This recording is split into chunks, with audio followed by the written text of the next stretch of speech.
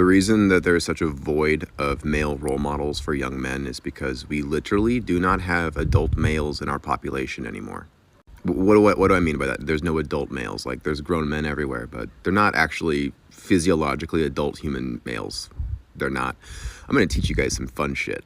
So in biology, there's this thing called Neoteny. It's essentially an organism will retain juvenile traits as it ages if it doesn't get stressed out enough. Okay? If you live in an environment that's too easy, you don't actually develop adult characteristics. I noticed this when I was in high school. I grew up in a very affluent area. And when we went to our grad night, it was at Disneyland. And we went with a bunch of inner city schools. And everyone I was with realized that all of these kids looked like adults. They looked so much older than us. It's because they were in a more stressful environment, which caused their adrenal glands to upregulate, which caused higher testosterone levels, which made them literally adults.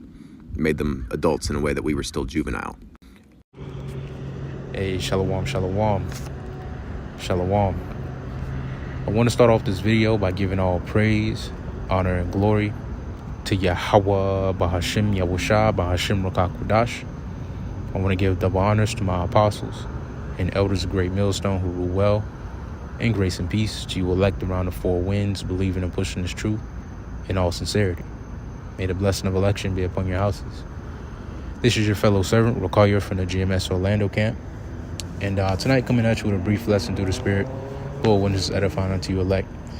I caught a very interesting video earlier today, which Lord will now remember to put that clip in the beginning of this lesson. But nevertheless, I caught a very interesting video earlier today, which is going into Neoteny, which to sum that up in so many words, is the study of how your environment affects your growth.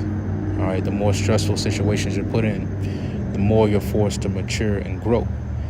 It had me meditating on our baptism, the baptism that the Lord took us through as we entered into this truth of ours, the baptism of fire, and how it helped to facilitate mental and spiritual growth within us all. It was needful. That baptism of fire was needful for each and every one of us to grow spiritually, mentally, all right, emotionally. All right, that baptism of fire was needed and is still needed in order for us to continue to grow in this truth. All right, that's why the Lord takes us through trials, tribulations, obstacles on a day in and day out. All right, he's forcing us to grow. All right, the more stressful situations we're put in, the more we're learning to have faith. The more stressful situations we'll put in, the more we're learning how to trust in Yahweh Bashim Yahushai. And the more obstacles we face, the more we experience. All right, and the more we understand that the environment that the Lord has put us in is the best one possible to facilitate our mental and spiritual growth. All right, the Lord has put us in the best environment possible on this side of life and in this day and age. And although it's a stressful environment, the elect are going to reap the benefits of this baptism and of spiritual and mental maturity, while the rest of the world is stuck in an adolescent understanding of judgment, of prophecy, of the will of the Heavenly Father and of the Heavenly Father himself. The elect are going to reap the benefits of this baptism by fire. And that's why it's important to endure hardness as a good soldier. All right, continue to endure these temptations. Continue to endure these obstacles, because it's all working toward the good of the Lord's elect, like it says in Romans the 8th chapter. All right, this is all working toward our good, Lord willing, will of the elect. It's hardening us. All right, it's forcing us to mature. Okay, it's forcing us to have more faith. It's forcing us to exercise wisdom and understanding. All right, it's forcing us to mature spiritually. So I want to grab this here in Sirach, or Ecclesiastes chapter 2 and verse 1. It says, "My son, if thou come to serve the Lord, prepare thy soul for temptation." Right, when you come to serve the Lord, you have to prepare yourself to be tested. All right, because every son whom the Lord receives, he chastises. All right, he puts them through trials. All right, in order to prove them. All right, in order to harden them, in order to refine them. All right, and that's exactly what's happening right now in each and every one of our journeys. We're being refined. We're being proved. All right, through these temptations, through these trials, we're being proved. We're being refined. The dross is being taken out of our spirits. All right. It says, my son, if thou come to serve the Lord, prepare thy soul for temptation. Set thy heart aright and constantly endure. All right. The heart, oftentimes when you read about the heart in the scriptures, it's talking about your mind. All right. Set thy mind aright and constantly endure. Get your mind right. Okay. And that's why the scriptures constantly harp, all right, on transforming your mind. Like it says in Romans, the 12th chapter. All right. Be transformed by the renewing of your mind. All right. Because it starts in your mind. All right, wherever your mind is, your body will follow. And if your mind is right, if your mind is stayed on Yahweh Bashim Yahushai and these prophecies, your body is going to naturally follow. All right, your spirit is going to be forced to follow. It says, set thy heart aright and constantly endure. Constantly endure. All right, because this ain't no overnight thing that we in. You know, this is a day by day thing. All right, we catch hell on the daily. We go through new obstacles and new trials on the daily. All right. It's just a part of the job. It's just a part of what we signed up for.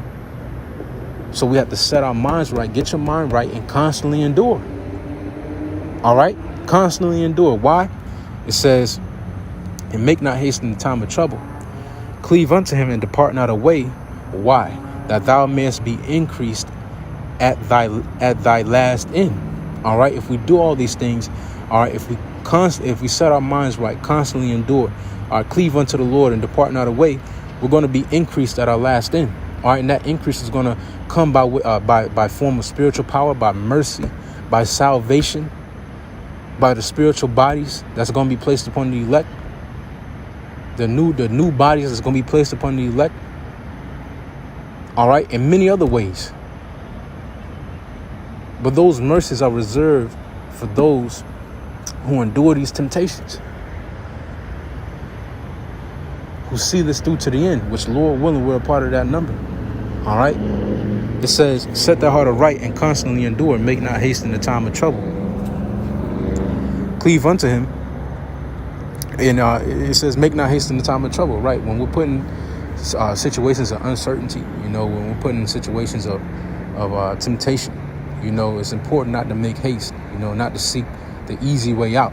All right. Wait for the Lord to offer up or to open up that door of escape. You know, wait for the Lord, all right, to make that way of escape. You know, if you get what I'm trying to say. The word is escaping me right now. Please excuse me, brother. It says, cleave unto him and depart not away, that thou mayest be increased at thy last end.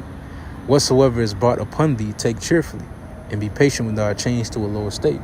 All right, when it says take these things cheerfully, you know, whatsoever is brought upon thee, take cheerfully.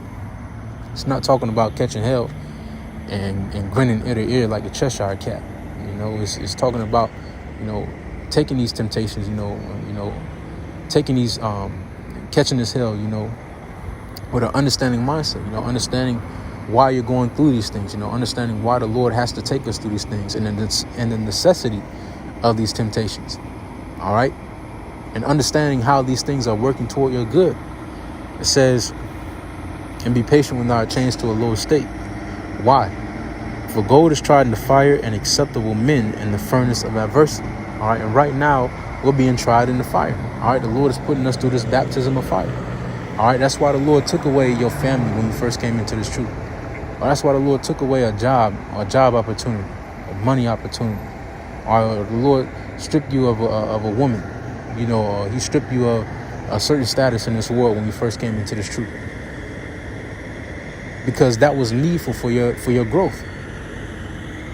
If you would have stayed with those things, if you would have stayed with that woman, or you stayed with that job, or got that job opportunity, it would have completely destroyed you.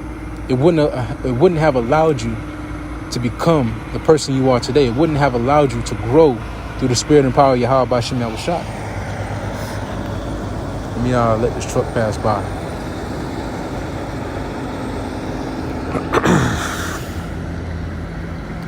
Decided to do circles in the parking lot all of a sudden. But it says, for gold is tried in the fire, and acceptable men in the furnace of adversity. All right, and right now we're being put through the fire. All right, we're being put through the refining process. All right, but it's important to understand this. All right, 1 Corinthians chapter 10 and verse 13. They have no temptation taking you, but such is common to men. But the Heavenly Father is faithful, who will not suffer you to be tempted above that ye are able. All right, there isn't any temptation the Lord is going to throw our way that we are not able to handle. All right, the reason why the tests are getting harder, the reason why your hell is getting, the fire is getting turned up on you, the reason why it seems like you can't catch a break, the reason why it seems like your life is getting harder, the obstacles are getting harder, is because the Lord believes in you. And he knows that you can overcome whatever he set in front of your face. Hey, the Lord is betting on the elect, just like he bet on Job. Just like he bet on Job. The Lord is betting on the elect that they ain't going to fold, man. That whatever's thrown in front of their face, they're going to give glory to Yahweh Ba'ashem Yahushai and overcome it. Straight like that. It says, they have no temptation taking you, such as common to man. But the Heavenly Father is faithful, who will not suffer you to be tempted above that ye are able. But with the temptation also make a way to escape, that ye may be able to bear it. All right, and that's why it says, make not haste in time of trouble, because the Lord is always going to offer up that way of escape. Always. Always. Always going to offer up that way of escape. Without a shadow of a doubt. He's done it for each and every one of our forefathers. And it's no different for us here in these latter days. The Lord willingly the elect. It's no different. The Lord is always going to offer up that way of escape. We just have to wait on it. All right? We just have to be patient. Like it said in Sirach, the 2nd chapter. Patient and understand that there's no temptation that's going to befall us that the Lord didn't know we can overcome. The Lord ain't no bully. All right. He's not going to put you through something that he knows you can't deal with, that you can't overcome, that you're not strong enough to beat, you know. But I want to grab this here and then I'll close it out. 2 Timothy.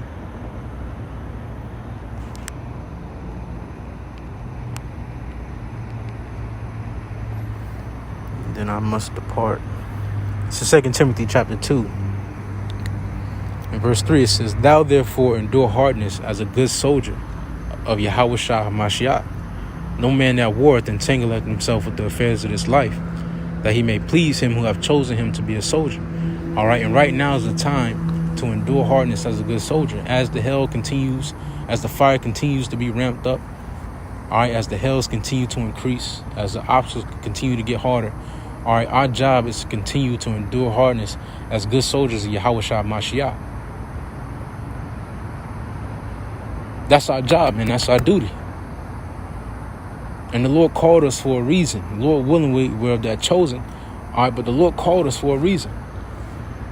And the Lord tailor-made our journeys for a reason. He tailor-made our journeys and he put us through certain hells and temptations for a reason, because he knows. He knows that through the Spirit we can overcome it, man. You know? But our stressful environment, the environment that the Lord has put us in, the body, you know, the ministry, you know, our daily woes, you know, going out in the highways and byways, doing these e-epistles, you know, dealing with the people of this world, dealing with our oppressor, you know, dealing with the day-to-day life, man, the 9 to 5, you know, whatever is going on in your daily life. All right, the Lord put us in this environment to facilitate our growth. Remember that. With that being said, shalom, stay up.